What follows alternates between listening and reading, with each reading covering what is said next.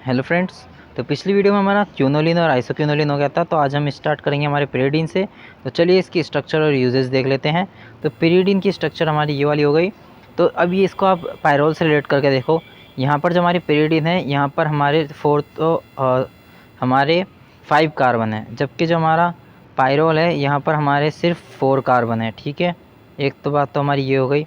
और ये जो हमारा पायरोल है यहाँ पर हमारे डबल बॉन्ड 2 है, और जो हमारे पिरिडिन है यहाँ पर हमारे 3 डबल बॉन्ड है। ठीक है, तो ऐसे करके आप ये वाली चीज़ तो आपको याद करनी पड़ेगी, याद करने की चीज़ है। आगे देखते हैं। तो आगे देखिए हमारे इसके यूजेस देखते हैं। अब जो हमारा पिरिडिन है वो हमारी यूज़ होता है हमारे एंटी वायरल एजेंट की तरह, यानी कि हमारे वायरल में काम आता है। अब वायरल को ट्रीट करने का काम आता है। जैसे कि हमारा वायरल किससे होता है, हमारे वायरस से होता है। जैसे कि हमारा कोविड-19 हुआ था हमारे कोरोना वायरस से। और हमारे जो एंटीवायरल एजेंट है ये हमारे फ्लू और कोल्ड में भी काम आते हैं। और बात की जाए तो जो हमारा पिरिडिन है वो हमारा ऑल्सो यूज होता है हमारे एंटी इन्फ्लामेटरी एजेंट की तरह, और हमारे यूज होता है हमारे कार्डियोवास्कुलर एजेंट की तरह। अभी जो हमारे कार्डियोवास्कुलर एजेंट है ये हमारे एक्ट होते हैं ऑन हमारे हार्ट एंड ब्लड वेसल्स पर। ठीक है, किसके क्यों एक्ट होते हैं, ताकि हमारे ट्रीट कर सके हमारी कंडीशन को। ठीक है, नेक्स्ट है हमारा इमिडाज़ोल और इंडोल। तो अभी जो हमारे इमिडाज़ोल और इंडोल है इनकी हमको स्ट्रक्चर और यूजेस देखने हैं। पहले हम इमिडाज़ोल को देख लेते हैं। तो ये जो हमारे इमिडाज़ोल और इंडोल है इनको आपको कंपेयर करना है किसके साथ में, हमारे फिर से पायरोल के साथ में। पायरोल में कैसे बन जाएगा, अब देखिए यहाँ से अगर आप एन हटा देंगे ना तो ये हमारा पायरोल ही बन जाएगा। कौन, इमिडाज़ोल। ठीक है, अब बात करते हैं इसके यूजेस की। तो ये जो हमारा इमिडाज़ोल है ये हमारे यूज़ होगा हमारे एंटी अमोर्बियल एजेंट की तरह यूज़। जो हमारे एंटी अमोर्बियल एजेंट है ये हमारे यूज़ होते हैं ट्रीट करने के लिए हमारे अमोबिक डिजीज़ को, जो कि एक हमारी इंटेस्टाइनल इन्फेक्शन होता है। इसके अंदर जो हमारे मेथिमाज़ोल और जो हमारे कार्बिमाज़ोल है ये हमारे यूज़ड होंगे एज हमारे एंटी थायराइड ड्रग्स की तरह, जो कि हमारे यूज़ होते हैं कंट्रोल करने के लिए हाइपरथायरॉइडिज्म को। तो ये हो जाएगा हमारा इमिडाज़ोल। नेक्स्ट है हमारा इंडोल। और इंडोल में क्या होता है, ये जो हमारे इंडोल होते हैं यहाँ पर क्या होगा, अगर हम देखें पायरोल से हम कंपेयर करें तो अगर हम पायरोल में बेंजीन ऐड कर दें तो वो हो जाएगा हमारा इंडोल। तो ऐसे आप कंपेयर कर सकते हो। और इसके यूजेस की बात करें तो हमारा यूज्ड होगा हमारे थेरेपेटिक एजेंट की तरह in the treatment of cancer, bacterial and virus infections, हमारे हाइपर टेंशन, यानी कि हमारा जहाँ पर हमारे ब्लड प्रेशर इंक्रीज़ होता है उसमें भी हमारा यूज होगा थेरेपेटिक एजेंट की तरह, यानी कि हमारे ट्रीटमेंट में। नेक्स्ट हमारे मेडिसिनल यूजेस ऑफ थायाजोल और एजेपाइंस और एक्रीडाइन। तो चलिए अब इनको देखते हैं। सबसे पहले बात करते हैं थायाजोल की। अब थायाजोल को आप रिलेट कर सकते हो थायाफीन से। बनाता हूँ अभी, बनाने की ज़रूरत है। ये देखिए, अगर यहाँ से हमारा नाइट्रोजन हट जाएगा तो ये हमारा बन गया थायोफीन। ठीक है, ये हमारा थायोफीन हो गया, और अगर हम दोबारा नाइट्रोजन लगा दें तो वो हो जाएगा हमारा थायाजोल। अब इसके यूजेस का बात करते हैं हमारे थायाजोल की। थायाजोल के हमारे यूजेस में आ जाएंगे, हमारे यूज़ होते हैं हमारे एंटी बैक्टीरियल और एंटी फंगल एजेंट की तरह। एंटी बैक्टीरियल यानी कि जो हमारे बैक्टीरिया से फाइट करते हैं, और जो हमारे एंटी फंगल है ये हमारे फंजाई से होने वाले जो हमारे इन्फेक्शन है उसको ट्रीट करते हैं। ठीक है, तो जो हमारे थायाजोल हो जाएंगे हमारे यूज़ हो जाएंगे as anti bacterial and anti fungal agent की तरह। और ये हमारे ऑल्सो यूज्ड होंगे एज हमारे एंटी इन्फ्लामेटरी और एंटी वायरल एजेंट्स की तरह।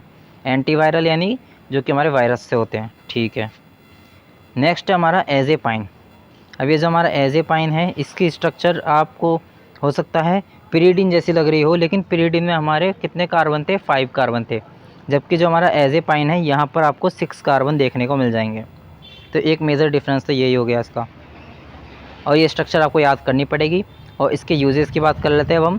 ये हमारे यूज होंगे हमारे एंटी कन्वर्जेंट्स की तरह। एंटी कन्वर्जेंट्स यानी कि हमारे सीजर्स या फिर सीजर्स में काम होते हैं, और इनको हम एंटी एपिलेप्टिक्स भी कहते हैं। अगर आपको ध्यान हो तो आपने मेडिकल केमिस्ट्री और कोलॉजी में पढ़ा होगा। और ये जो हमारे एजेपाइंस है ये हमारे यूज्ड होंगे एज हमारे एंटी डिप्रेसेंट्स की तरह, यानी डिप्रेसेंट्स में, और एंटी साइकोटिक्स यानी हमारे पागलपन में, साइकोसिस में। और ये जो हमारे एजेपाइन है ये हमारे यूज्ड होंगे एज हमारे एंटी इन्फ्लामेटरी और एंटी कैंसर की तरह। नेक्स्ट है हमारा एक्रेडीन। तो ये जो हमारे एक्रेडीन ड्रग होते हैं ये हमारे यूज्ड होते हैं हमारे एंटी मलेरियल और एंटी वायरल की तरह, और ये हमारे यूज्ड होते हैं एंटी इन्फ्लामेटरी, और ये हमारे टॉपिकल एनेस्थेटिक्स की तरह हमारे यूज़ होते हैं।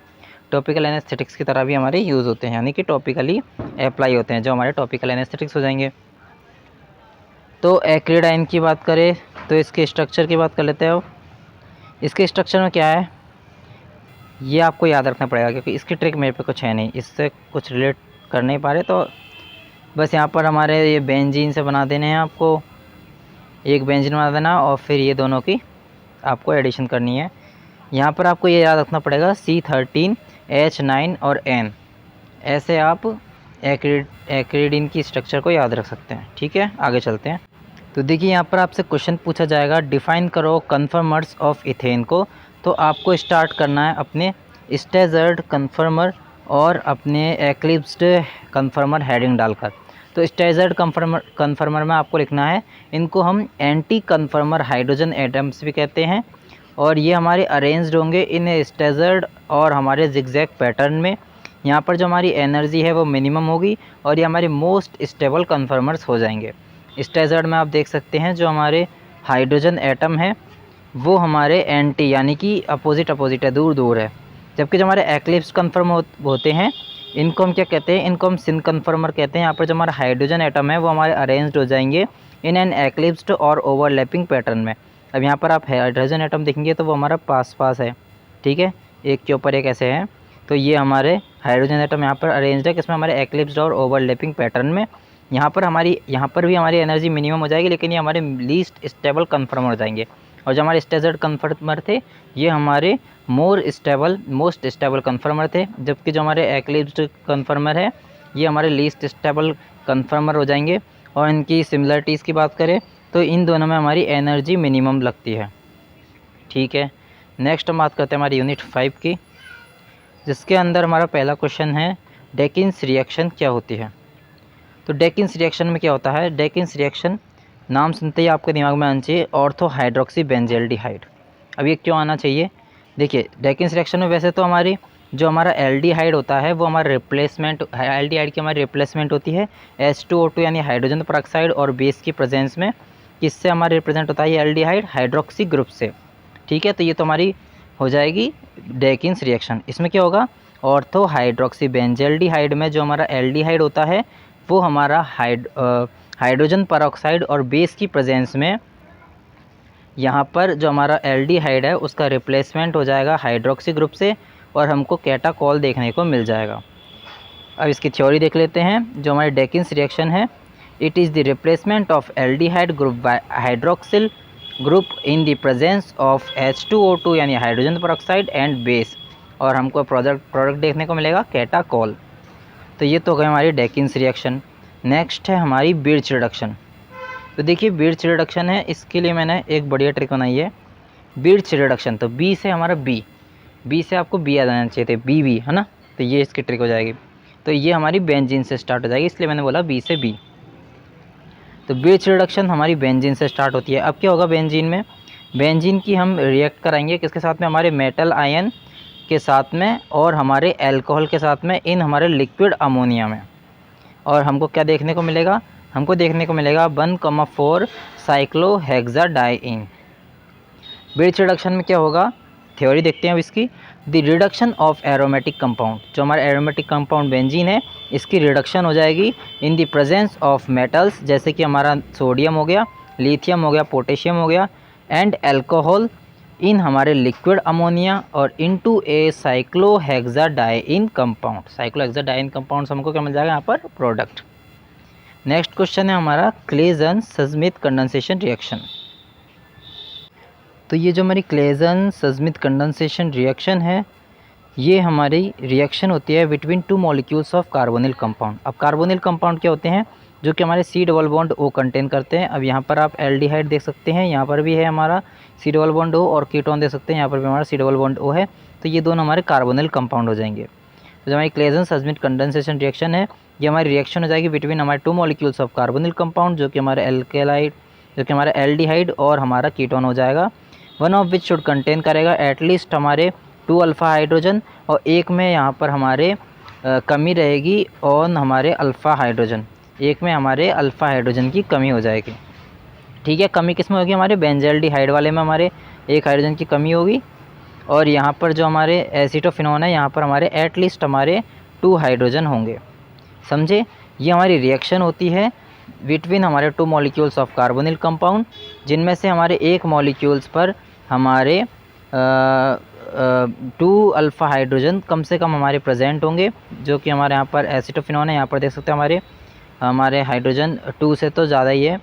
और यहाँ पर जो हमारे एक कंपाउंड है, वहाँ पर हमारे हाइड्रोजन की कमी होगी। ठीक है, जो कि हमारा बेंज़ाइलडिहाइड है।